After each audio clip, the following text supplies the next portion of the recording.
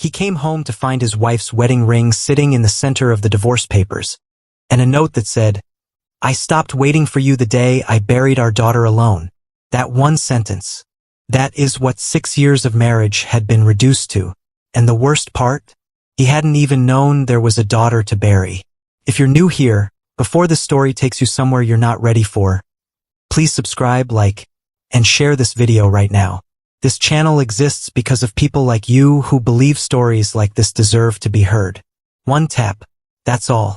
Now let's go back to that penthouse, because what happened in the next 30 days will remind you exactly why love is the most dangerous thing a human being can choose.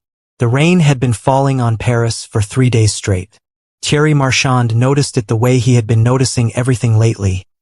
Distantly, through glass, as though the world were a film he was watching from a seat slightly too far back. He stood at the floor-to-ceiling windows of their penthouse on the Isle St. Louis, tie loosened, a glass of scotch warming in his hand, and watched the Seine absorb the rain without complaint. The river didn't resist what fell into it. He had always envied that about water. Behind him, he heard her. Not her voice, just her presence. The particular shift in atmosphere that Maëlle had always created when she entered a room. The way the air rearranged itself around her without apology. 6 years of marriage had made him fluent in her silences. He knew the difference between the silence of a woman thinking and the silence of a woman who has already decided. This was the second kind. He turned.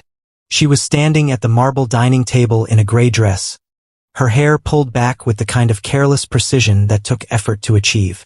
She wasn't looking at him. She was looking at the papers in front of her, thick, white, devastating in their cleanliness. The way a person looks at something they have stared at so many times it has stopped feeling real. Then she looked up. And that was when Thierry understood, with the particular clarity that only arrives too late, that the distance between them was no longer a wound that might heal on its own. It had been allowed to calcify. It had become architecture. "I had these drawn up 2 weeks ago," she said. No preamble. No softening. "I've been sitting with them, trying to find a reason not to put them on this table." A breath. One single, controlled breath. "I couldn't find one." He set his glass down. "Maëlle, I'm not finished. Not sharp. Not angry. Worse than both, resolved. I have watched you disappear from this marriage incrementally for 18 months. I have cooked dinners you didn't come home for. I have slept in a bed that felt like a hotel room. I have smiled at your colleagues at events and played the role of Thierry Marchand's wife with everything I had." Her voice dropped. "And I have done all of that alone. All of it. Every single piece of it. Alone." The word landed in the room like something thrown. Thierry stood very still. There was a version of himself, the version that ran a billion-euro development firm, the version that had sat across negotiating tables from men who used silence as a weapon, that knew how to hold a room. That version was nowhere. What remained was just a man in an empty penthouse watching his marriage take its last breath. "What do you want me to say?" he asked. And it wasn't deflection. It was genuine. He had lost the language. "I don't want you to say anything." She pushed the papers slightly toward him without touching them. "I'm giving you 30 days. 30 days to show me. Not tell me, show me. That there is something left in you that still knows how to love me. If there is, we try. If there isn't..." She picked up her pen and set it beside the papers with the finality of a judge setting down a gavel. "We stop pretending." The silence that followed was enormous. "And if I believe it's already too late," he said. The honesty of it cost him. He saw her flinch, just barely, just a millimeter of movement in her jaw. But he saw it. "Then it probably is," she said. "Good night." She walked toward the east wing. He didn't follow. He should have followed. He stood alone in the dark for a long time, the divorce papers white and terrible on the table, the rain insisting against the glass, and his eyes moved, inevitably, the way eyes always move toward the things we cannot stop ourselves from seeing, to the corridor, to the door at the end of it, the closed door, the one neither of them spoke about, never entered, the one Maëlle had paused in front of tonight for just a moment before her hand pulled back from the handle like the wood itself was hot. The nursery. Thierry looked away. He didn't sleep. The first thing he did the next morning was cancel 2 board meetings. His assistant called back within 4 minutes. He declined to explain. He stood in the kitchen at 6 in the morning and made breakfast, real breakfast, not the performative kind, but the kind that required him to stand at a stove and remember things. Eggs the way she liked them, slightly underdone, never hard. Toast from the sourdough she bought from the boulangerie 2 streets over. Coffee with cardamom and enough cream to turn it the color of sand. A detail she had mentioned exactly once, 3 years ago in passing while reading a Sunday paper. He had filed it away without knowing why. He set everything on the table by the window and waited. At 7:45, Maëlle appeared. Silk robe. Hair loose. The particular careful blankness on her face that he recognized as her armor. The expression she wore when she was protecting herself from hope. She stopped when she saw the table. He watched her see the coffee first, the exact color of it, and watched something move across her face before she could catch it and put it away. Something that looked uncomfortably like grief, like the memory of a husband who used to know her. She sat without a word. She picked up the cup. She took one sip and for 2 full seconds she closed her eyes. He said nothing. He was relearning the very first rule of Maëlle. That silence, given freely, was worth more to her than any number of words. They ate. It was not comfortable. It was not warm. But it was shared, and sharing was more than they had managed in months. And he held on to that the way a man holds onto a ledge with his fingertips. That afternoon he left white ranunculus on her desk. Not roses. He remembered. He had always remembered, even during the months he'd been failing her. The information had stayed intact somewhere behind the wall he'd built, that she found roses impersonal. Roses are what men buy when they don't know the woman, she told him once, half laughing, at a dinner party, where someone else's husband had sent roses. He'd laughed with her and remembered it for 5 years. She walked past the flowers twice. On the third pass she stopped. She leaned down, pressed her face into them, and breathed. He turned away before she looked up. Some moments are not meant to be witnessed. But that evening, when he came into the living room, she had placed a single stem of ranunculus in a narrow glass on the coffee table where he would see it. He sat down across from it and felt something shift in his chest. Something that had been locked in a specific position for a very long time, moving just slightly, the way ice moves in early spring when the temperature is still too cold to call it thawing. He was careful not to let himself feel too much. He did not yet know that the worst was still coming. It was the architect who changed everything. Thierry had arranged for the renovation consultation impulsively, in the first days of the 30, because grand gestures were the language he defaulted to when he was frightened. A full redesign of the penthouse, new light, new space, whatever she wanted, the whole thing rebuilt around her preferences. He'd presented the idea expecting at best a muted acknowledgement. Maëlle had looked at him for a long moment and said, "All right." Not enthusiasm. Not gratitude.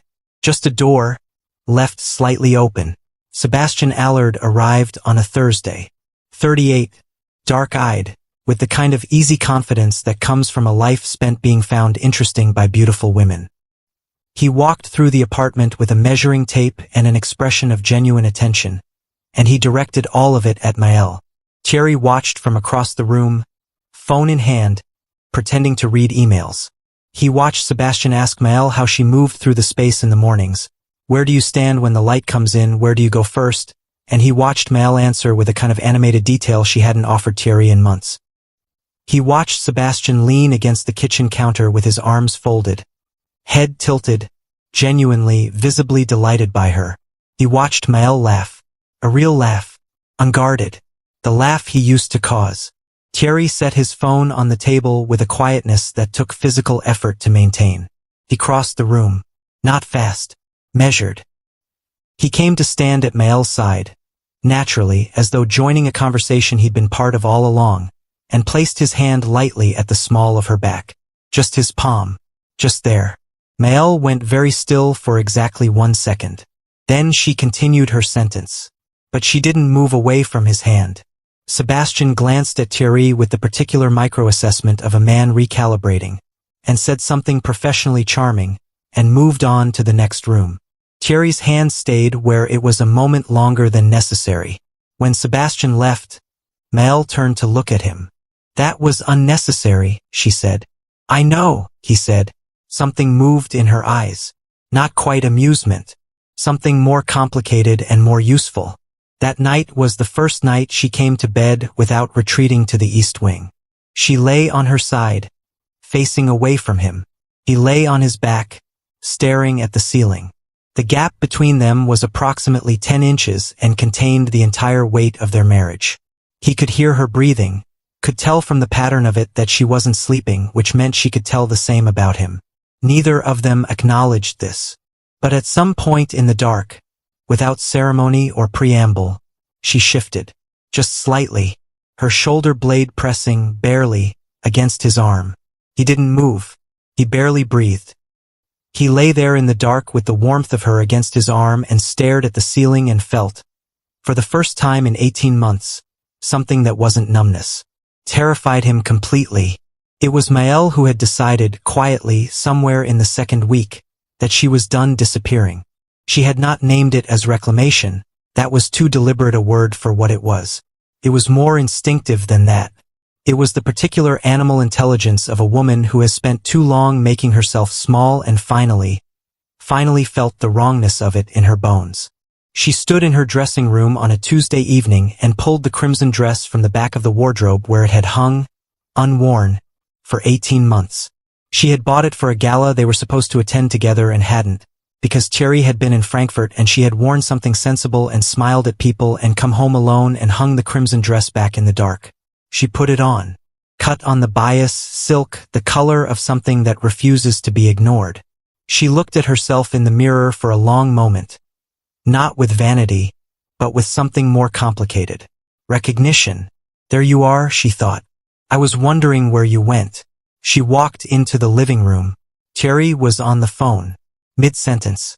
Something about an acquisition, something about a timeline, the particular low register of a man conducting business with one part of his brain while the other part stopped. She watched it happen in real time. The sentence stopped. Not fumbled. Stopped the way a record stops when someone lifts the needle.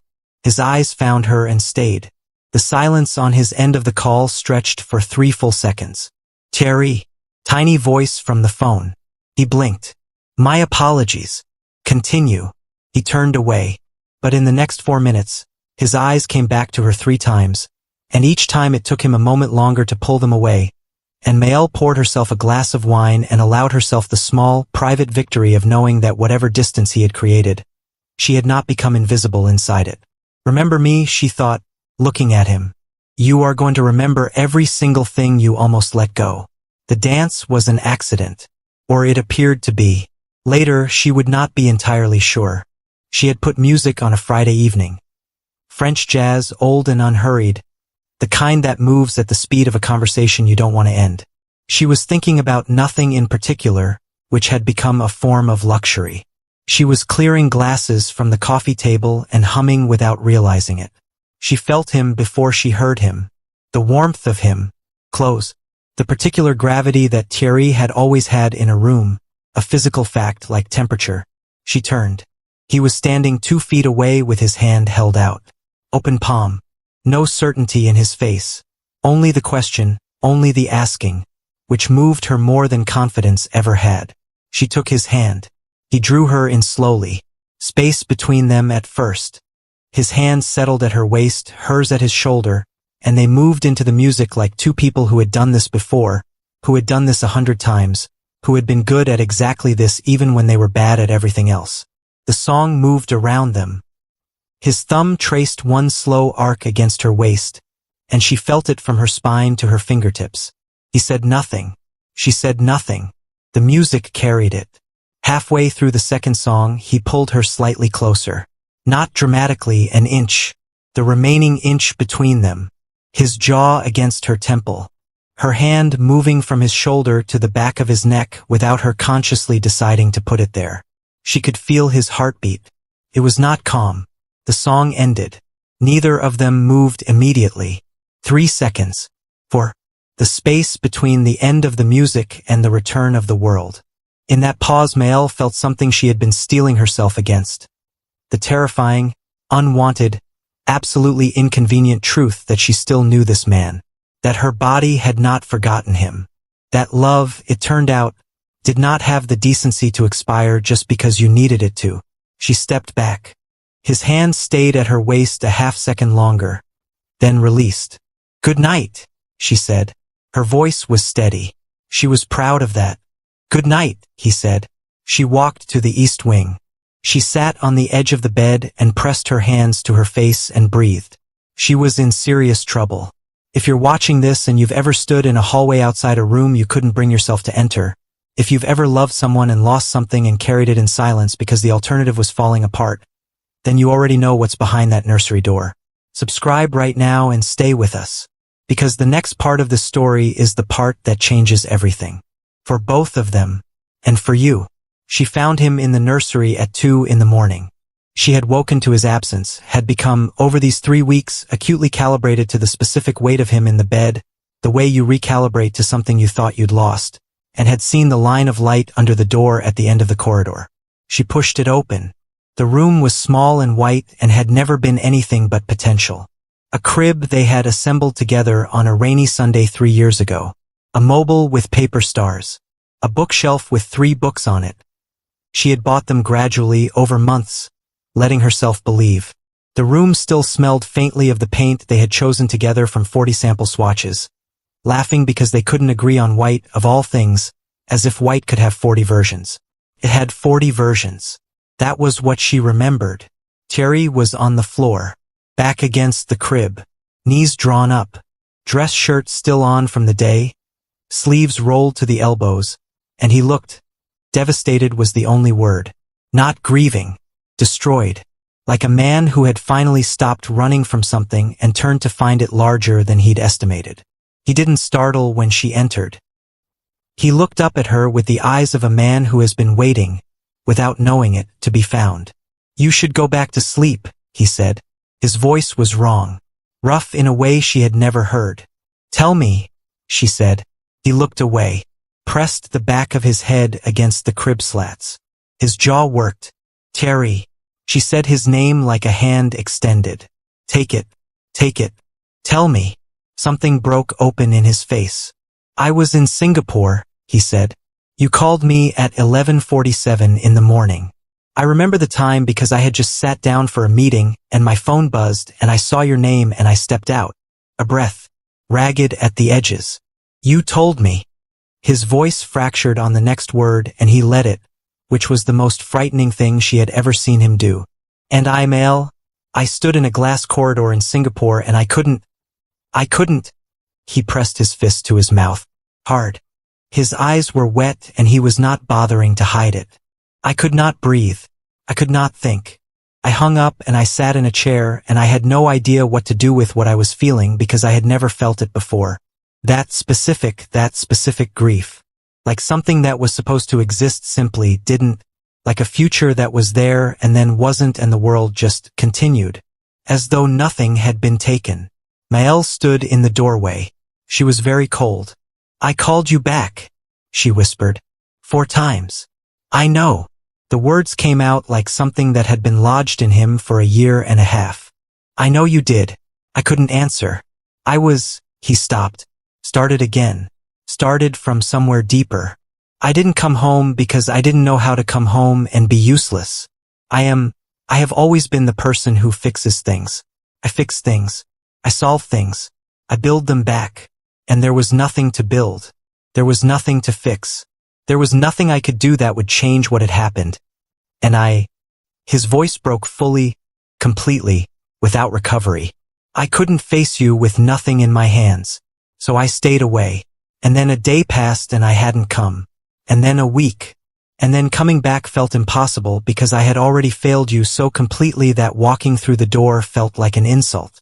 The silence was shattering. Maëlle's hands were shaking. She pressed them together. "I labored for 11 hours, she said. And her voice was something she had never heard from herself before. Stripped of everything. Just the truth, raw and structural, like a building with its walls removed. 11 hours, Thierry. Your mother came. Mine came. The nurses were kind. Her breath caught and released. I held her. She was so small. She stopped.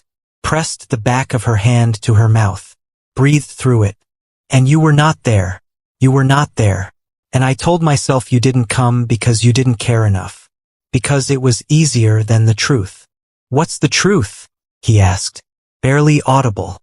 That you were as broken as I was. She made a sound that was not quite a sob. And we broke separately. In different countries. Alone. Her voice fractured. We should have broken together. He was on his feet before she finished the sentence. He crossed the room in 3 steps and he put his arms around her. Not gently, not tentatively, but the way a person holds something they have been terrified of losing, with their full strength, with their whole body, pressing her head against his chest and his face into her hair, and she felt him shaking. Thierry Marchand, shaking. She grabbed fistfuls of his shirt. They stood in the center of the nursery and fell apart together, which was the only way either of them had ever needed to do it, and had not, until now, been permitted to. When the worst of it passed, when the shaking settled and the breathing slowly returned to something functional, he pulled back just enough to look at her face. His hands framed it. His thumbs moved over her cheekbones, clearing what was there, gentle in a way that dismantled something she'd been fortifying for a year. I have to tell you something, she said. He waited. I named her. A breath. The admission of it, the private, sacred, 18-month-old secret of it, arriving in the open air of this room for the very first time. While I was alone. While I was still holding her. I named her Elise. Thierry closed his eyes. When he opened them, they were devastated and grateful simultaneously. The way eyes look when someone gives you something that also breaks you. Elise, he repeated, the name in his voice. She had not known how much she needed to hear that, to hear him say it, to have the name exist between them rather than locked inside her alone. She kissed him. She hadn't planned it. It arrived the way necessary things do, without announcement. His sharp inhale, then his arms tightening, one hand at the back of her neck, and he kissed her back with the kind of care that costs something, slow and deliberate and achingly careful, as though she were a wound he was trying not to worsen, as though he understood, finally, the exact weight of what he was being trusted with. She felt tears on her face. She wasn't sure whose. When they separated, she pressed her forehead to his and they breathed the same air in the room where Elise had almost been, and it was the most painful and the most tender thing she had ever felt simultaneously, and she thought, this is what we should have done 18 months ago. This exact thing. In this exact room. Better late, she thought, than never carrying it together at all. They did not speak about what had shifted that night. Simply had. Small things changed. He reached past her for something in the kitchen and let his hand rest on her shoulder briefly on the way back. And she didn't stiffen. She fell asleep reading on the sofa and woke to find a blanket over her. His navy blanket from the bedroom, and him in the chair across from her, working quietly, having apparently decided that proximity was acceptable now. She wore white on a Sunday. Simple linen. Hair loose. Bare feet. He walked in, stopped, looked at her and said nothing for 4 seconds. Just looked, with that expression she had almost catalogued as permanently gone. Uncomplicated wonder. Like he was seeing something he hadn't expected to still be permitted to see. You're staring, she said. I'm aware, he said. She handed him his coffee. Their fingers met. His eyes dropped to it, came back up. Something between them, the particular rebuilding electricity of two people reclaiming their own language. She allowed herself privately to feel hope. Just a little. Just enough. But hope, she had learned, was the most dangerous thing. Because it had so far to fall. The call came on a Wednesday. Thierry took it in his office, door closed. Maëlle was reading in the living room and paid it no attention until she registered the duration, 40 minutes, then 50, and then the particular quality of the silence when it ended. She looked up. He was standing in the office doorway. Something was wrong with his face. What happened? She said. He came and sat down across from her. Leaned forward, elbows on knees, hands together, the posture of a man deciding how honest to be. She recognized it. She had been cataloging his postures for 6 years. There's a situation, he said. In Geneva. Financial irregularities in the development fund. I've been trying to contain it for months. I have a board emergency I can't defer. He met her eyes. I would need to leave Thursday, potentially for a week. The room went quiet. Not the quiet of before. Different. This quiet had teeth. Mael looked at him carefully. How long have you known about this situation? A pause. Very brief.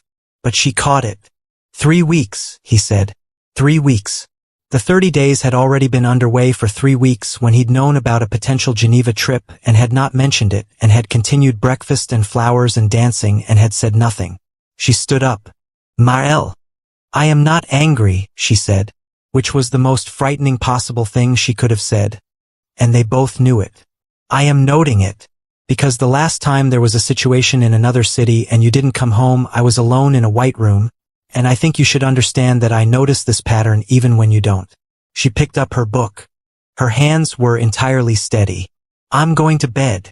He didn't sleep that night. In the morning she was at the kitchen table with her coffee and a phone call of her own. She was laughing, warm, easy, and she said, yes, this week actually works perfectly. And I'd love to. It's been too long. She hung up and looked at Thierry and said, without particular inflection, Camille wants me to stay with her in Lyon while you're in Geneva. I think I'll go. Camille, her closest friend. A woman who had been telling Mael to leave Thierry for 8 months. A woman who thought the divorce papers were already signed. Something cold moved through him. For the week, he said. Yes. She took her coffee to the window. He looked at her profile. The composed, unreadable profile of a woman who was very carefully not showing him her interior, and felt, for the first time with absolute clarity, that he might genuinely, irreversibly, be losing her. Not to the 30 days. Not to the papers on the table. To the simpler, more devastating possibility that she had already quietly, while he was performing gestures and making breakfast, made a different peace with the future. He called Geneva and pushed the meeting. She raised an eyebrow when he told her. Said nothing. He called it again the next day and pushed it further. On the 3rd day, she said, you can't keep deferring it. I know, he said. Then why are you?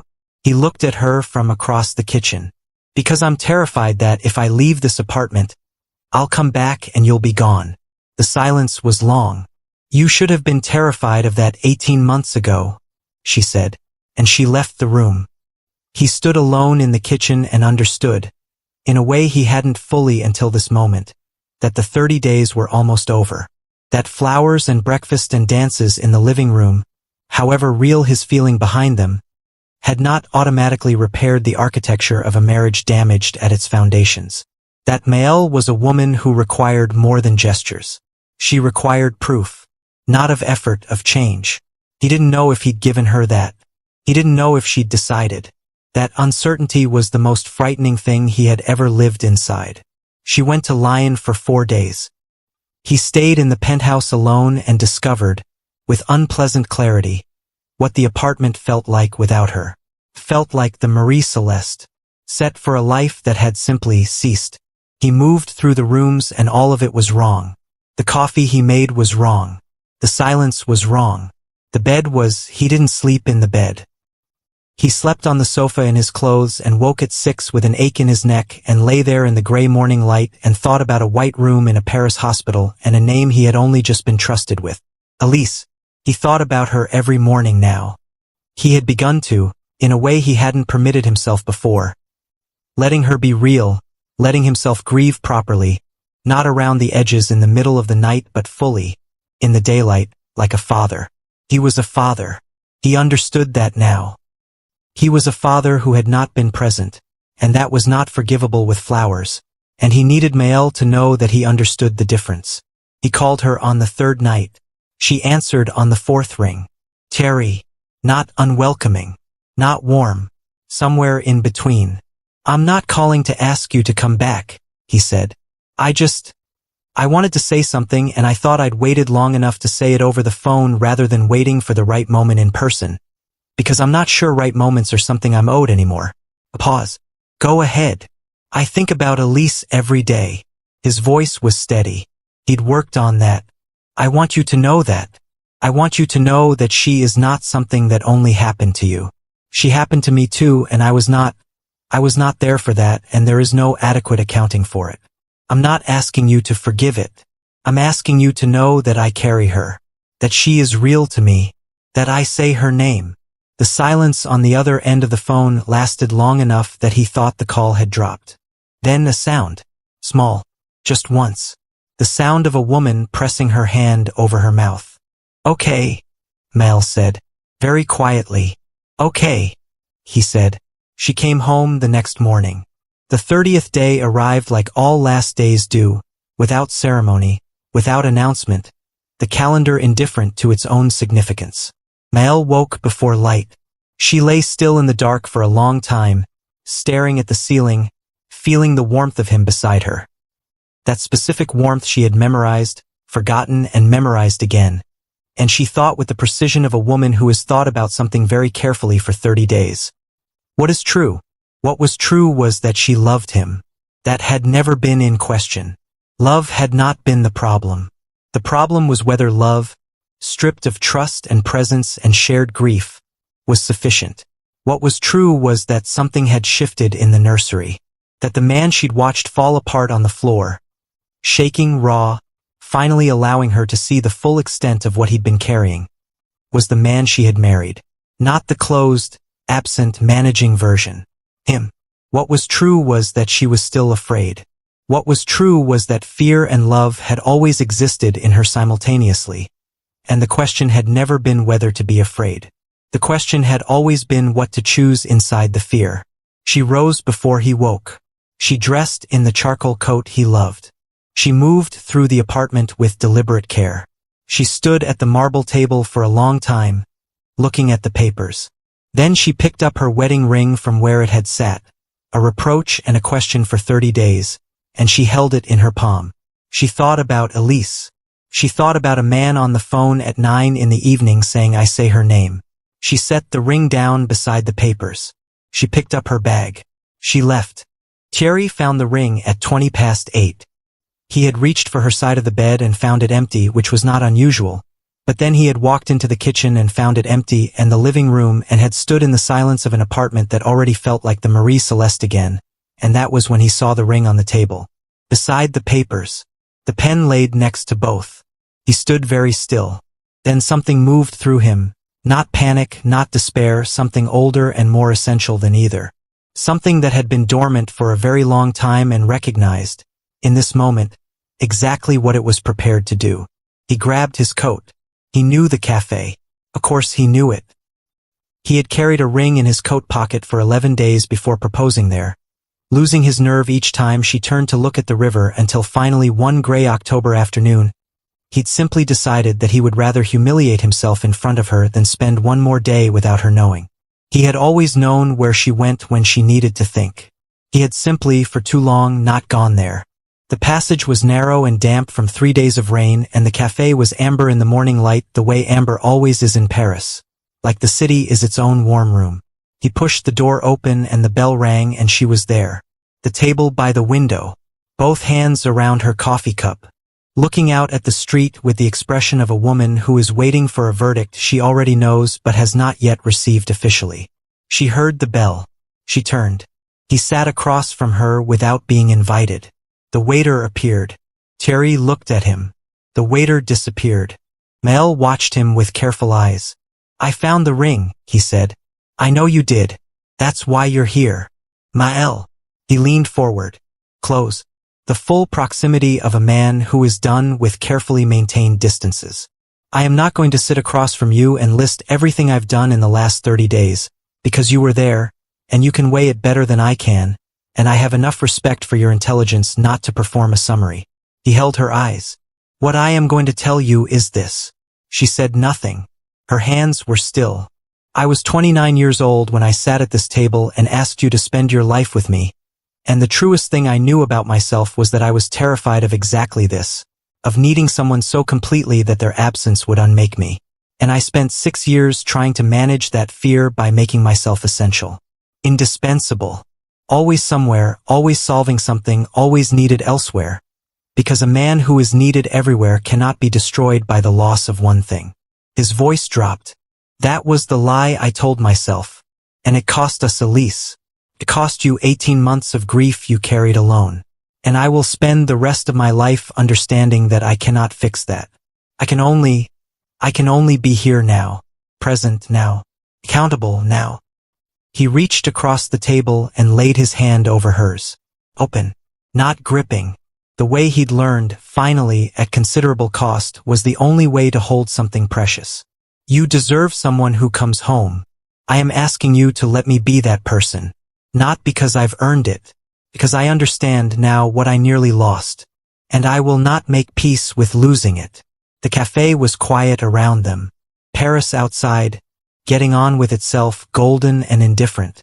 Maëlle looked at his hand on hers. She looked at his face. The face she'd been furious at, devastated by, desperately in love with for 8 years. The face she'd tried for 30 days to talk herself out of and had failed every single morning. If you disappear again, she said. If I am alone again in the way I was alone, you won't be. You can't promise. I can promise that you will never be alone in our grief again. His hand tightened over hers. Whatever comes. Elise taught me what I cannot let happen twice. His voice broke on her name. He let it. I say her name every day, Maëlle. Every day. And every day I say it, I know what I almost chose over being present for it. I will not make that choice again. Maëlle's eyes filled. She had been holding this specific thing for 30 days. The question of whether he really understood, what the loss of him during the worst of it had done. And she heard it now, in his voice, in the break of it, in the way he said their daughter's name like something sacred and something terrible simultaneously. And she understood that he did. She turned her hand over. Her fingers laced through his. He exhaled. Long. The sound of something set down after being carried too far. She leaned forward. The kiss began as the quietest possible thing. Barely a press, barely contact, more the acknowledgement of proximity than the fact of it. And then it deepened slowly, the way the light in Paris deepens in late afternoon, not suddenly but irresistibly, until it's everywhere and you can't remember when it changed. His hand came up to her face and she leaned into it and she kissed him with 30 days of restraint and 18 months of grief and 6 years of love and the specific, complicated, unfinished, ongoing truth of all of it. When they pulled apart, she kept her forehead against his. Elise would have had your stubbornness, he said, so quietly. She laughed. The broken, wet, real laugh of a woman who has held something for a very long time and finally set it down in safe hands. And your terrible timing, she said. He kissed her again. Soft. Once. Like a promise made in a language older than words. Outside, Paris continued. The rain had finally stopped. Pale February light fell through the passage and caught the wet cobblestones and turned everything briefly gold. The way Paris does without trying, without apology. Simply by being itself at the right moment. Come home, he said. She stood. She held out her hand. He took it. They walked back together through streets that held all of it. The proposal and the wedding and the nursery they'd painted 40 shades of white and the dinners and the silences and Elise and the 30 days and the ring on the table and the cafe and all of it. Every piece of it, carried between them now instead of separately. Not healed. Not finished. Not perfect. Just together, which had always been the only part that mattered. This is what love actually looks like. Not the falling, but the choosing to return. Again and again, to the person you've hurt and been hurt by and cannot stop choosing anyway. If the story moved something in you, if you felt Elise, if you felt that nursery floor, if you held your breath in that cafe, then you already know this channel is worth staying for. Please subscribe right now. Leave a comment telling me which moment broke you open. Share this with someone who needs to hear that second chances are real. Because they are. They are walking through Paris right now, in the pale winter light, choosing each other. And that is everything.